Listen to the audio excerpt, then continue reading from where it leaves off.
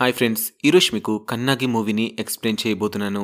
Movie చాలా బాగుంది, last వరకు చూడండి. మూవీ స్టార్ట్ అవగానే ఒక విలేజ్ లో కలై అనే అమ్మాయిని చూపిస్తారు. కలై ఉదయాన్నే లేచి ఒక మొక్కని పెడుతుంది. ఎందుకంటే ఇవాళ తన మొదటి పెళ్లి చూపులు, అందుకే ఒక మొక్కని పెడుతుంది. కానీ తను అంత హ్యాపీగా అయితే ఏముండదు. ఎందుకంటే తనకి మొదటి పెళ్లి చూపులు కదా, ఏదో తెలియని టెన్షన్, భయం వచ్చేస్తుంది. అందుకే ఒక ప్లేస్ లో కూర్చుని ఆలోచిస్తూ ఉంటుంది. సరిగ్గా అప్పుడే కలై దగ్గరికి వాళ్ళ అమ్మ వచ్చి, ఏంటమ్మా ఇంకా ఇక్కడ కూర్చున్నావు, వెళ్ళి స్నానం చేసి రెడీ అవ్వు, పెళ్లి వాళ్ళు వచ్చే టైం అయింది, వెళ్ళి స్నానం చేసి పద్ధతిగా రెడీ అయి ఉండు అని చెప్తుంది. అలా కాసేపు అయ్యాక కలైని చూడడానికి అబ్బాయి వాళ్ళు వస్తారు. పాపం వాళ్ళ నాన్నకి ఏం మాట్లాడాలో తెలియక ఏదేదో అలా మాట్లాడుతూ ఉంటాడు. అప్పుడే కలై సిగ్గుపడుతూ ఎంట్రీ ఇస్తుంది. కలైని చూసి ఆ అబ్బాయి అలాగే చూస్తూ ఉండిపోతాడు. కాసేపు అయ్యాక పెద్దవాళ్ళు వాళ్ళిద్దరిని పర్సనల్ గా మాట్లాడుకోమంటారు.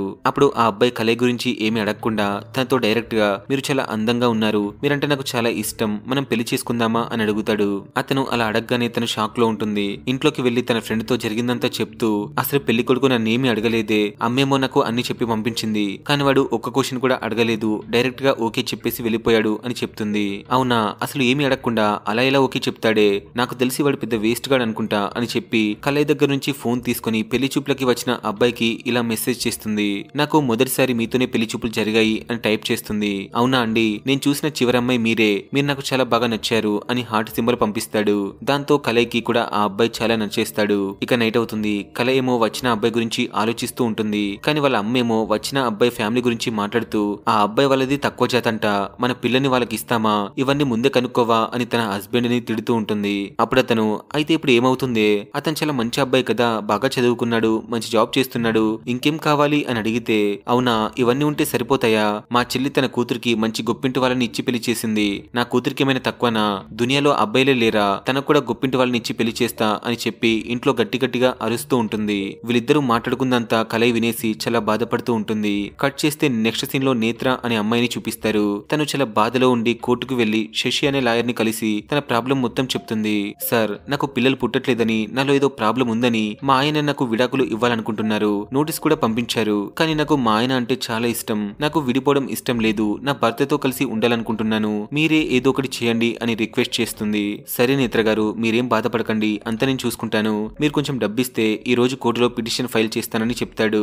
అలాగే మీరు ఎక్కడ ఉంటున్నారు అని అడిగితే, నేను గర్ల్స్ హాస్టల్లో ఉంటున్నానని చెప్తుంది. నెక్స్ట్ సీన్ లో నది, అభి అనే ఇద్దరు లవ్ బర్డ్స్ ని చూపిస్తారు. వాళ్ళిద్దరూ బ్లైండ్ డేట్ చేస్తూ ఉంటారు. యాక్చువల్ గా వాళ్ళిద్దరికి పెళ్లి మీద అస్సలు ఇంట్రెస్ట్ ఉండదు. సో ఇద్దరు కూడా ప్రేమలో మునిగి తేలుతూ ఉంటారు. ఒకరంటే ఒకరికి ప్రాణమే, కానీ పెళ్లి మాత్రం చేసుకోరు. ఆ తర్వాత ఒక ఫ్లాట్ తీసుకుని ఇద్దరు కలిసి ఎంజాయ్ చేస్తూ మాట్లాడుకుంటూ ఉంటారు. చూడ్రా, నాకు ఈ పెళ్లిల మీద నమ్మకం లేదు, పెళ్లి చేసుకుంటే సంస్కృతి సాంప్రదాయాలు తొక్క తొండం అని చాలా ఉంటాయి, సో అవన్నీ మనకొద్దు, ఇలాగే లివింగ్ రిలేషన్షిప్ లో హ్యాపీగా ఉందాం, ఒకవేళ పెళ్లి చేసుకుంటే ఏదో ఒక ప్రాబ్లం వచ్చి విడిపోవాల్సి వస్తుంది అని చెప్తుంది. వీళ్ళ కథ ఇలా ఉంటే మరో సీన్ లో యశ్వంత్ కిషోర్ అనే వ్యక్తిని చూపిస్తారు. అతను ఫిలిం ఇండస్ట్రీలో వర్క్ చేస్తూ ఉంటాడు. అతనికి డైరెక్టర్ అవ్వాలని ఉంటుంది. అందుకే ఒక రోజు ప్రొడ్యూసర్ దగ్గరికి వెళ్లి తను రాసిన స్టోరీని ప్రొడ్యూసర్ కి ఎక్స్ప్లెయిన్ చేస్తూ ఉంటాడు. కానీ ప్రొడ్యూసర్ కి యశ్వంత్ చెప్పిన కథ నచ్చదు. సో ఏదో ఒకటి చెప్పి మళ్ళీ పిలుస్తానని చెప్పేసి పంపించేస్తాడు. దాంతో యశ్వంత్ బయటికి వచ్చి బాధపడుతూ ఉంటాడు. అప్పుడే యశ్వంత్ గర్ల్ ఫ్రెండ్ కాల్ చేసి నేను ప్రెగ్నెంట్ అయ్యానని చెప్తూ ఒక పెద్ద షాక్ ఇస్తుంది. అది వినగానే బాధలో ఉన్నవాడు ఒక్కసారిగా షాక్ అవుతాడు. వెంటనే ఇంటికి వెళ్లి చూస్తాడు. తను నిజంగానే ప్రెగ్నెంట్ తో ఉంటుంది. ఆ తర్వాత అక్కడ నుండి నేరుగా తన ఫ్రెండ్ దగ్గరికి వెళ్లి గీత ప్రెగ్నెంట్ అయిన విషయం చెప్పి, తనకి ఎలాగైనా అబార్షన్ చేయించాలరా, ఏదైనా దారి ఉంటే చెప్పు అని అడుగుతాడు. అప్పుడు అతను మెడికల్ షాప్ లో పనిచేసే తన ఫ్రెండ్ దగ్గరికి తీసుకెళ్లి జరిగిందంతా చెప్తాడు. అప్పుడు ఆ షాప్ అతను, నీ గర్ల్ ఫ్రెండ్ ప్రెగ్నెంట్ అయ్యి ఎన్ని మంత్స్ అవుతుంది అని అడిగితే 4 months అవుతుంది అని చెప్తాడు. అవునా, కానీ 4 months ఉన్న వాళ్ళకి నేను ఇచ్చే టాబ్లెట్ పనిచేయదు, నువ్వు ఒక పని చేయి, తనని డైరెక్ట్ గా హాస్పిటల్ కి తీసుకెళ్లి అబార్షన్ చేయించమని చెప్తాడు. ఇటువైపు గీత అద్దంలో తన పొట్టని చూసుకుంటుంది. పొట్ట చాలా పెరుగుతూ ఉండడంతో తనకి చాలా కోపం వచ్చి అద్దం పగలగొడుతుంది. మరొక వైపు కలైని చూపిస్తారు. కలైకి మళ్ళీ చాలా సంబంధాలు వస్తూ ఉంటాయి. కానీ వాళ్ళ అమ్మకేమో వచ్చిన అబ్బాయిలలో ఏదో ఒక ప్రాబ్లం కనిపించి అన్ని క్యాన్సిల్ చేస్తూనే ఉంటుంది. అలా ఒక రోజు కలైకి మళ్ళీ పెళ్లి చూపులు అరేంజ్ చేపిస్తారు. పెళ్లి వాళ్ళు దారిలో ఉంటారు. అదే దారిలో కలై వాళ్ళ నాన్న చనిపోయిన శవం ముందు డాన్స్ ఆడుతూ ఉంటాడు. ఇక ఇంటికి వెళ్ళాక అబ్బాయి వాళ్ళు కలైని చూస్తూ ఉంటారు. అప్పుడే వాళ్ళ నాన్న ఎంట్రీ ఇస్తాడు. కలై వాళ్ళ నాన్నని చూసి వాళ్ళకి అంతా అర్థమైపోతుంది. సార్, ఇంతకు ముందు మీరే కదా ఆ శవం ముందు డాన్స్ చేసింది అని అడిగితే, అవును నేనే, నాకు తెలిసిన ఒక పెద్దాయన చనిపోయాడు, అందుకే డాన్స్ చేశానని చెప్తాడు. దాంతో వాళ్ళు కూడా మీలాంటి ఫ్యామిలీతో సంబంధం కలుపుకోలేమని చెప్పేసి వెళ్ళిపోతారు. వాళ్ళు వెళ్ళిపోయాక కలై వాళ్ళ అమ్మ చాలా తిడుతూ, ఇప్పటికీ మన పిల్లకి చాలా సంబంధాలు వచ్చాయి వెళ్ళిపోయాయి, కనీసం ఇదైనా కుదురుతుంది అనుకుంటే నీ వల్ల పోయిందని చెప్తూ చాలా కోపడుతూ, ఏదో ఒక రోజు నేను కూడా పోతాను, అప్పుడు నా శవం ముందు వచ్చి డాన్స్ ఆడు అని చెప్పేసి వెళ్ళిపోతుంది. తన భార్య మాట్లాడిన మాటలకి చాలా బాధేసి ఒక చెట్టు కింద కూర్చుని కూర్చొని ఏడుస్తూ ఉంటాడు. అప్పుడు తన కూతురు వచ్చి, ఏమైంది నాన్న, మీకు అమ్మ గురించి తెలిసిందే కదా, అమ్మ ఎప్పుడు వట్టి మాటలు మాత్రమే చెప్తుంది, మీరు ఏడవకండి నాన్న, మీరేంటో నాకు తెలియదా, మీరు ఏడవకండి అని చెప్పేసి తను కూడా చాలా ఏడుస్తూ ఉంటుంది. నెక్స్ట్ సీన్ లో నదిని వాళ్ళ మేనేజర్ కొన్ని రోజులు సస్పెండ్ చేస్తాడు. ఎందుకంటే తన మేనేజర్ ముందు టేబుల్ మీద కాలు పెట్టి యాటిట్యూడ్ చూపిస్తుంది. సో అందుకోసమే సస్పెండ్ చేసి పడేస్తాడు. కానీ తనకి యాటిట్యూడ్ ఎక్కువ కాబట్టి తన ఆఫీస్ కి కాల్ చేసి, నా టేబుల్ మీద నేను కాలేసుకున్నాను, మేనేజర్ టేబుల్ మీద వేసానా ఏంటి, దానికి సస్పెండ్ చేస్తారా అని తిడుతూ ఉంటుంది. మరొక వైపు నేత్రని చూపిస్తారు. నేత్ర దగ్గరికి శశి వచ్చి, మీరు మెడికల్ టెస్ట్ చేయించుకోండి, మీకు ఎలాగో పిల్లలు పుట్టరు కాబట్టి జడ్జి గారు ఈ కేసుని క్లోజ్ చేసేస్తారు, అలాగే విడాకులు కూడా క్యాన్సిల్ చేసేస్తారు, సో మీరు మీ భర్తతో ఉండిపోవచ్చు అని చెప్తాడు. అవునా, అలా అయితే చేపించుకుంటా అని చెప్పి హాస్పిటల్ కి వెళ్తుంది. కొన్ని రోజులు గడిచాక రిపోర్ట్స్ వచ్చేస్తాయి. రిపోర్ట్స్ చూసి శశి షాక్ అవుతూ, చూడండి నేత్ర గారు, మీకు ఎలాంటి ప్రాబ్లం లేదని రిపోర్ట్ లో వచ్చింది, మీరు నా దగ్గర ఏదో దాస్తున్నారు, నిజమేంటో చెప్పండి అని అడిగితే తను మాత్రం ఏమి చెప్పకుండా ఏడుస్తూ ఉంటుంది. అంటే ప్రాబ్లం ఏంటో మీకు కూడా తెలియదా అని అడుగుతాడు. అప్పుడు తను తెలియదని తల ఊపుతుంది. అంటే ప్రాబ్లం నీలో లేదు, వాడి దగ్గరే ఉంది, వాడికే పిల్లలు పుట్టరు, వాడి దగ్గర ప్రాబ్లం పెట్టుకుని నిన్ను నిందిస్తున్నాడు, వాళ్ళతో మీరు ఇబ్బంది పడింది చాలు, డివర్స్ వాడు మీకు ఇవ్వడం కాదు, మీరే వాడికి ఇచ్చి పడేయండి అని చెప్తాడు.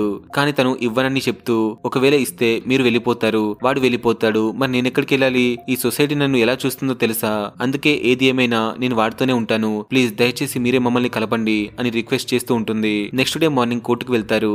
అపోజిషన్ లాయర్ నేత్రకి వ్యతిరేకంగా ఉన్న అన్ని ఎవిడెన్స్ ని జడ్జి కి చూపిస్తుంది. ఇటువైపు శశి దగ్గర ఎవిడెన్స్ ఉన్నా కూడా చూపించలేకపోతాడు.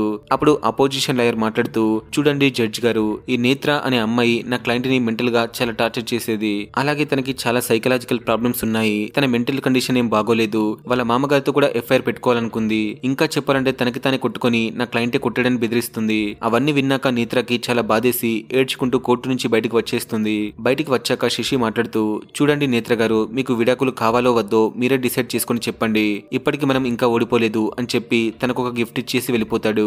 ఆ తర్వాత అతను ఇచ్చిన గిఫ్ట్ ని ఓపెన్ చేసి చూస్తుంది. అందులో మహేంద్ర సింగ్ ధోని 6 కొట్టిన షార్ట్ ఫ్రేమ్ ఉంటుంది. ఆ తర్వాత తను చాలా ఆలోచించి నెక్స్ట్ డే మార్నింగ్ కోర్టుకి వెళ్లి అతనికి డివోర్స్ ఇచ్చి పడేస్తుంది. మరొక వైపు గీతని చూపిస్తారు. తనకి ఏదేదో అవుతూ ఉంటుంది. బయట నుంచి వచ్చే సౌండ్స్ వల్ల తల తిరిగినట్టుగా అనిపిస్తుంది. తనకి అలా అనిపించడానికి కారణం బేబీ కాబట్టి తన పొట్టులో ఉన్న బేబీని తన చేతితో చాలా కొడుతూ ఉంటుంది. ఆ సౌండ్ విని యశ్వంత్ పరిగెత్తుకుని లోపలికి వస్తాడు. తను అలా కొట్టడం చూసి చాలా బాధపడతాడు. తను కూడా కొట్టడం ఆపేసి చాలా ఏడుస్తుంది. దాంతో యశ్వంత్ వాళ్ళ సార్ దగ్గరికి వెళ్లి, సార్ నాకు 2 వారాలు లీవ్ కావాలి, చిన్న ప్రాబ్లం ఉందని చెప్తాడు. అవునా, సరే తీసుకో అని చెప్పి కొంత అమౌంట్ ఇస్తాడు. అమౌంట్ తీసుకుని నెక్స్ట్ డే గీతని హాస్పిటల్ కి తీసుకెళ్తాడు. యశ్వంత్ బయటే ఉండి గీతని లోపలికి పంపిస్తాడు. గీత పరిస్థితి చూసి డాక్టర్, చూడమ్మా గీత, ఇప్పుడు టాబ్లెట్స్ వేసి ఎలాంటి ప్రయోజనం లేదు, ఆపరేషన్ చేస్తేనే సెట్ అవుతుంది, కానీ అది నీ ప్రాణానికి ప్రమాదం, ఆపరేషన్ చేయాలన్నా కూడా నీ హస్బెండ్ అలాగే నీ పేరెంట్స్ అప్రూవల్ ఖచ్చితంగా ఉండాలి అని చెప్పి పంపిస్తుంది. మరొక వైపు కలైని చూపిస్తారు. తను మళ్ళీ ఒక మొక్క నాటుతుంది. ముందు నాటిన మొక్కలన్నీ చాలా పెరుగుతాయి, కానీ తనకైతే పెళ్లి కాదు. ఇప్పుడు కూడా తనని చూడడానికి ఒక మంచి సంబంధం వస్తుంది. దాంతో వాళ్ళమ్మ మళ్ళీ హడావిడి చేస్తూ అందరితో చెప్తూ, మా అమ్మాయికి గొప్పింటి సంబంధం వస్తుంది, అబ్బాయి అమెరికాలో చదువుకున్నాడు అని అందరితో చెప్తూ హ్యాపీగా ఉంటుంది. నెక్స్ట్ డే అబ్బాయి వాళ్ళ ఫ్యామిలీ వస్తుంది, కానీ అతను రాడు. కలై ఏమో ఈ సంబంధమైనా ఓకే అవుతుందని చెప్పేసి ఎన్నో ఆశలు పెట్టుకుని ఉంటుంది. కానీ వాళ్ళ అమ్మ వచ్చి మళ్ళీ చెడగొడుతుంది. ఎందుకంటే పెళ్లి కొడుకు వాళ్ళ అన్నయ్య కూతురికి బ్రెయిన్ సరిగా పెరగలేదని చెప్తూ, రేపు నా కూతురికి కూడా అలాంటి పరిస్థితి వస్తే బాగుండదని చెప్పేసి ముందే క్యాన్సిల్ చేశానని చెప్తుంది. దాంతో అతనికి చాలా కోపం వచ్చి తన భార్యని తిడుతూ, ఇంకా ఎన్ని సంబంధాలు చెడగొడతావే అని తిట్టేసి వెళ్ళిపోతాడు. పోతే పో, నా కూతురికి మంచి సంబంధం తెచ్చి నేనే పెళ్లి చేస్తా అని చెప్తుంది. అదే రోజు నైట్ వాళ్ళ నాన్న బాగా తాగుతూ ఉంటాడు. అప్పుడే కలై వాళ్ళ నాన్న దగ్గరికి వెళ్లి, ఏంటి నాన్న, నేను బొమ్మలా కనిపిస్తున్నానా, ఇంకా ఎన్నిసార్లు నాన్న, నా వల్ల కావట్లేదు, ఒకేసారి 4-5 తీసుకొచ్చి నన్ను చూపించండి అని చెప్తుంది. సరే అమ్మా, నువ్వేం బాధపడకు, ఇప్పటి వరకు అమ్మ చూసింది కదా, రేపటి నుంచి నేనే చూస్తాలే, మళ్ళీ నీకు పెళ్లి సెట్ అయ్యేంత వరకు ఖాళీగా ఉండకుండా ఏదో ఒకటి చేసుకో, కాలేజ్కి వెళ్తావా వెళ్ళు, పని చేసుకుంటావా చేసుకో, ఇంతకీ ఏం చేద్దాం అనుకుంటున్నావు అని అడిగితే, నాన్న నేను రైటర్ అవ్వాలనుకుంటున్నాను అని చెప్తుంది. అవునా తల్లి, తప్పకుండా రాయి, చాలా కథలున్నాయి అని చెప్తాడు. నెక్స్ట్ డే మార్నింగ్ వాళ్ళ నాన్న బర్త్డే ఉంటుంది. వాళ్ళ నాన్నకి సర్ప్రైజ్ ఇవ్వడానికి ఒక కేక్ అలాగే ఒక కొత్త డ్రెస్ తీసుకుని వస్తుంది. వాళ్ళ అమ్మేమో అతనికి ఇష్టమైన కర్రీ వండుతుంది. కానీ అతనేమో బాత్రూమ్ లో స్నానం చేస్తూ హార్ట్ అటాక్ వచ్చి చనిపోతాడు. వాళ్ళ నాన్న బాడీని అలా చూసి తను తట్టుకోలేకపోతుంది. ఆ తర్వాత వాళ్ళ నాన్నని తగలబెట్టేస్తారు.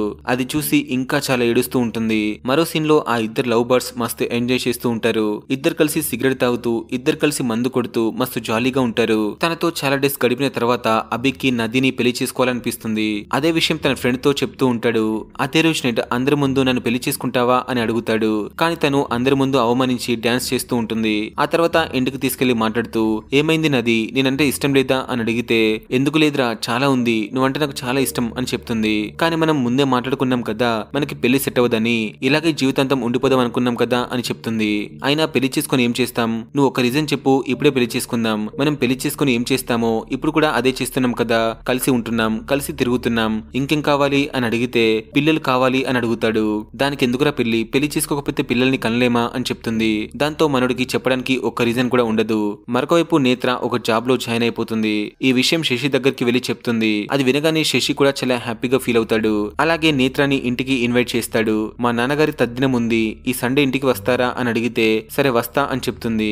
అలా వాళ్ళిద్దరి మధ్య అనుకోకుండా ప్రేమ పుడుతుంది. సండే రోజు వాళ్ళ ఇంటికి వెళ్తుంది. శశి వాళ్ళ అమ్మగారు మాట్లాడుతూ, చూడమ్మా ఎన్ని రోజులని ఇలా ఒంటరిగా ఉంటావు, తొందరగా ఎవరినో ఒకరిని చూసి పెళ్లి చేసుకో అని చెప్తుంది.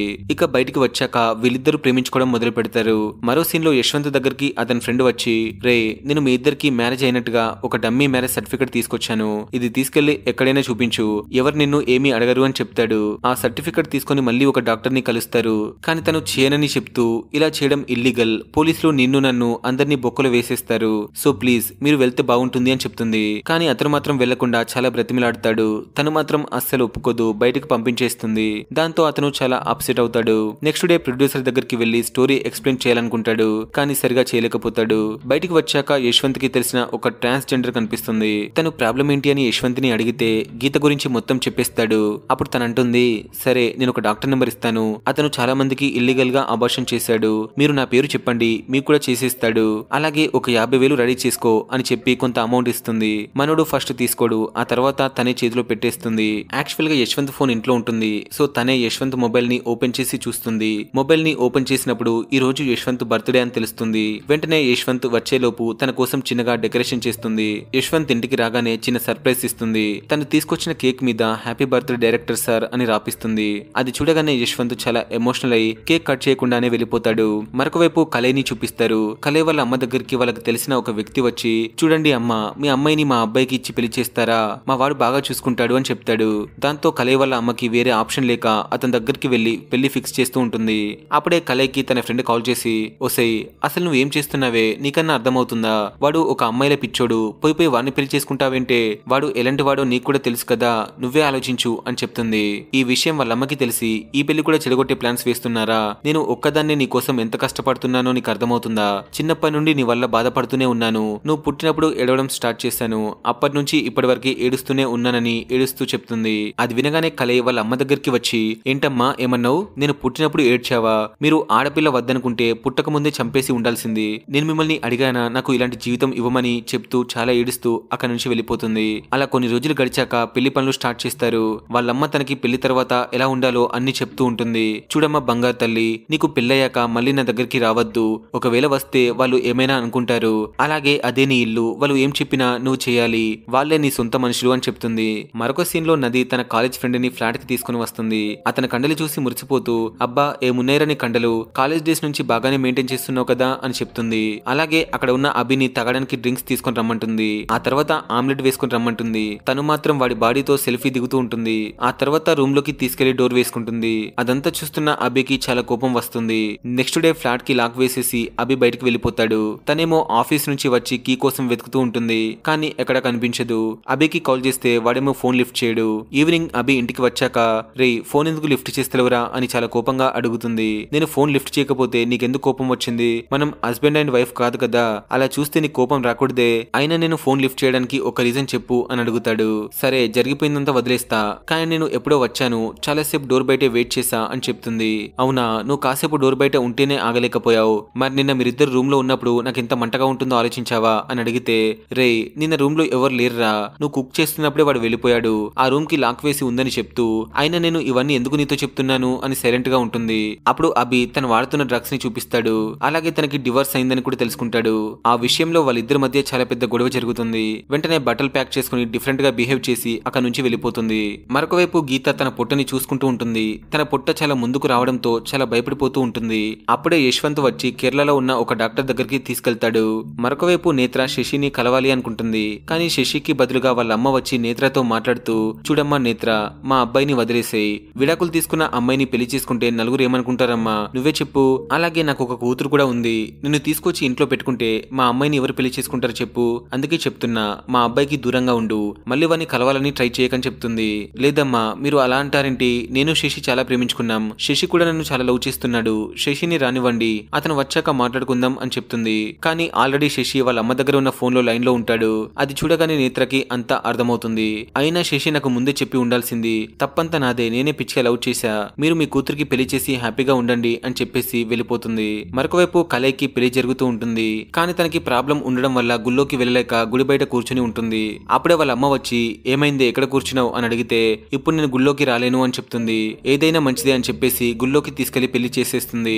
మరొకవైపు నది చాలా డిప్రెషన్ లోకి వెళ్లిపోయి సూసైడ్ చేసుకుందాం అనుకుంటుంది. ఇటువైపు గీతని అబార్షన్ చేయడానికి తీసుకెళ్తారు. ఇక్కడితో వీళ్ళ స్టోరీస్ అయిపోతాయి ఫ్రెండ్స్. కట్ చేస్తే కన్నాగి అనే రైటర్ ఈ స్టోరీస్ ని రాసి పబ్లిష్ చేస్తుంది. ఈ స్టోరీస్ చాలా ఫేమస్ అవ్వడంతో కొంతమంది వచ్చి కన్నాగితో మాట్లాడుతూ ఉంటారు. మేడం ఈ బుక్ ని నేను మొత్తం చదివాను, చాలా బాగుంది, కానీ ఎండింగ్ లో ఏం రాశారు చెప్పనే లేదు అని అడుగుతుంది.